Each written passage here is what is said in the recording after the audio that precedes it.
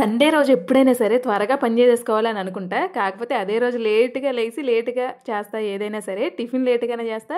వంట కూడా లేటే, భోజనం కూడా లేటే. ఇంకా టిఫిన్ విషయానికొస్తే ఇడ్లీ చేశాను. ఇడ్లీలోకి పల్లె చట్నీ చేశా.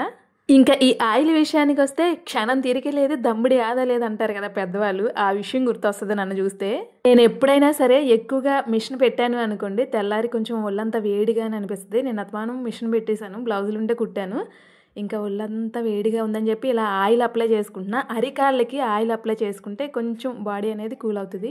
అలాగే అప్లై చేసుకొని కొంచెం సేపు ఆగిన తర్వాత గోరువెచ్చని నీటితో స్నానం చేస్తే చాలా ప్రశాంతంగా అనిపిస్తుంది. చిన్నపిల్లలకు కూడా ఎప్పుడైనా ఒళ్ళు వేడిగా అనిపిస్తే ఇలా కొబ్బరి నూనె ఒళ్ళంతా కూడా అప్లై చేస్తే పిల్లల ఒంట్లో వేడి కూడా లాగేస్తుంది. చిన్నపిల్లలకి ఎక్కువ శాతం అలాగే అప్లై చేస్తారు. వేసిన తర్వాత గోరువెచ్చని నీటితో స్నానం చేపిస్తారు.